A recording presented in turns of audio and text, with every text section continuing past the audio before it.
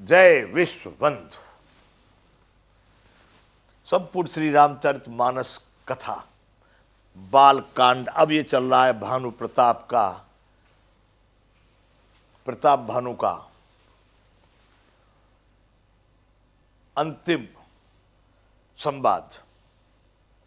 अब तक बंधु हम कथा कर चुके कि राजा प्रताप भानु वन में भटक गए और एक ढोंगी के पल्ले पड़ गए। जो राजा था और पहले राजा प्रताप भानु ने उसका नगर राज्य सब छिना लिया था और वो बन करके तपसी बन के बैठा था। वहां पहुंच के भानु प्रताप भानु कालकेतु राक्षस था, उसका मित्र। वो सब रूप बनाता था, बड़ा मायावी था। उसके 10 भाई और 100 पुत्रों को पहले महाराज प्रताप भानु ने मार दिया था। वो अपने बदले के अनुसार अपना प्रतीक्षा कर रहे थे कि कब प्रताप भानु से बदला लिया जाए। अब मौका बन गया। वन में राजा प्रताप भानु अपेक्षा और इच्छा और वासना में ग्रसित हो गए। कभी ये ऐसा हो वैसा हो, वरदान मांग लिए। जरा मरण दुख रहित तन समर जितै नहीं कोय, ऐसा उन्होंने वरदान मांगा। ठीक है, ऐसा ही होगा, लेकिन विप्रों को बस में करेगा तो।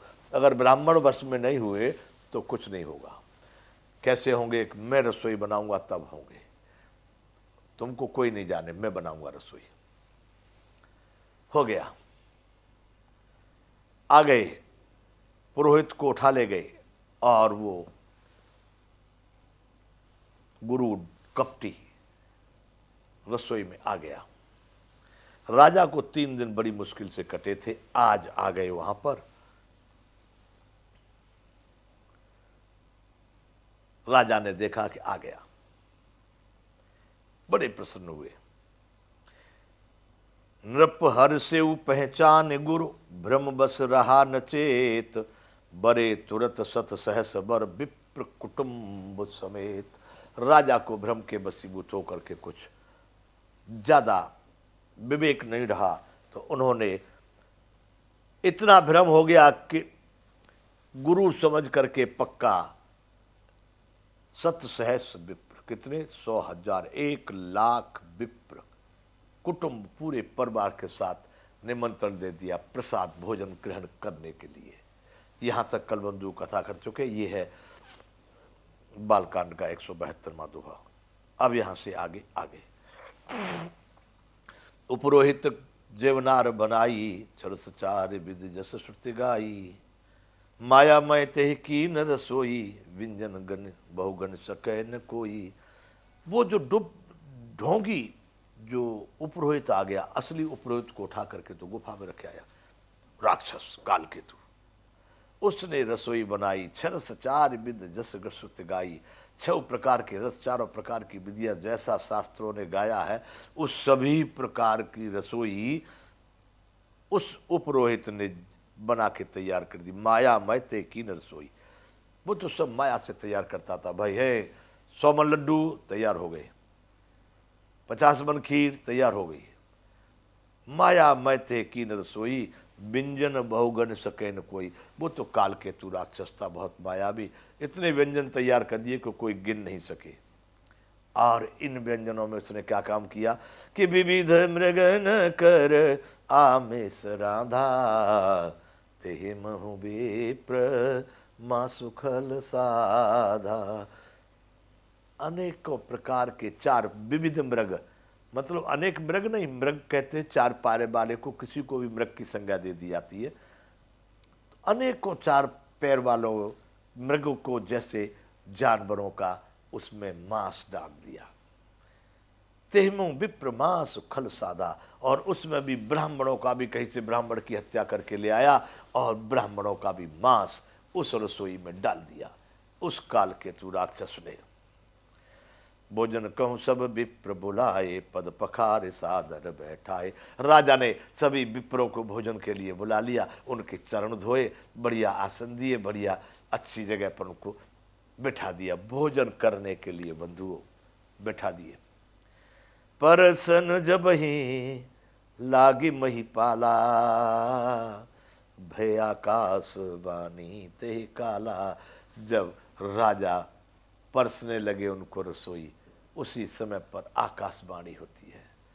देखिए बंधुओं, कितना सुंदर राज्य चल रहा था। जैसी हो भवितव्यता तैसी बने सहाय, आप न जावे ताय पे तो ताय तहां ले जाए। सब ठीक चल रहा था, कैसा बिगड़ा? परसन जब ही लाग महिपाला, भई आकाशवाणी ते काल। राजा अपने हाथ से परस रहा है ब्राह्मणों को, और बड़ी बुरी बात हो गई। दूसरे लोग परस रहे होते तो ये भी माना जाए कि इनको जानकारी नहीं है, राजा साहब तो पता ही नहीं। दूसरे लोग परस रहे, लेकिन राजा स्वयं परस रहे। आकाशवाणी उसी समय होती है। विप्रवृंद उठी उठी ग्रह जाऊ, है बड़ी हाने अन्न जन खाऊ। अरे विप्रो, अभी उठ के अपने अपने घर चले जाओ। इस अन्न को खाने से बहुत बड़ी हानि है बड़ी हानि अन्न जन खाऊ। मत खाओ इस अन्न को, बड़ी हानि होगी। ओ क्यों? भयहु रसोई भूसुर मासु, सब द्विज उठे मान विश्वासु। आकाशवाणी में आया शब्द कि यह रसोई ब्राह्मणों के मांस से बनी है। ओहो हो, इतना सुनते ही सब द्विज उठे मान विश्वासु। उस आकाशवाणी का विश्वास करके सारे ब्राह्मण लोग उठ करके खड़े हो गए, अपने अपने आसन पे से। जब ये आकाशवाणी हुई, ब्राह्मण सुन रहे हैं तो राजा ने भी तो सुनी। महाराज प्रताप भानु स्वयं परस रहे थे, उनको भी तो आवाज आई। भूप बिकल मत मोह भुलानी, भाभी वसन आब मुख बानी। होनहार के बसीबूत राजा के मुंह से कोई शब्द नहीं निकला। राजा की स्थिति, उनकी बुद्धि मोह में भूली हुई थी, इसलिए होनहार के बस। बड़ा व्याकुल हुआ राजा, बहुत व्याकुल हुआ, बोल नहीं निकल रहा मुंह से, क्योंकि वो तो पहले से ही भ्रमित था।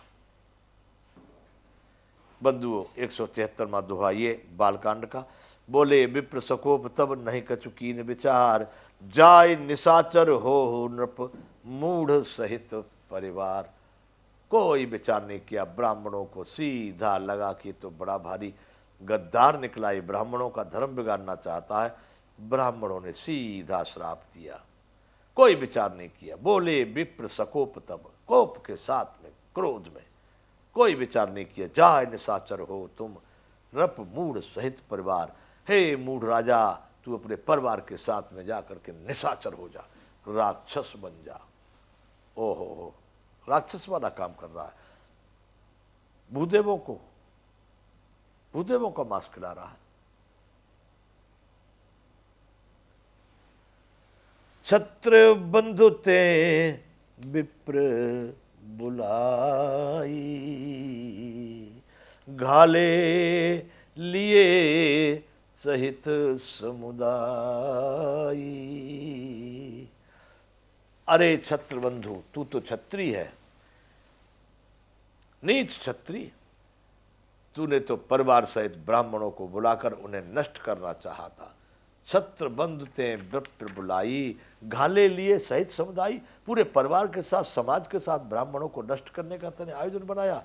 ईश्वर राखा धर्म हमारा, जय हसते समेत परिवारा। ये तो हमारा धर्म ईश्वर ने रख लिया। राजा, तू तो पूरे परिवार के साथ जाएगा, तू परिवार के सहित नष्ट होगा। ये तो परमात्मा ने हमारा धर्म रख लिया, तेने तो कोई कसर नहीं छोड़ी।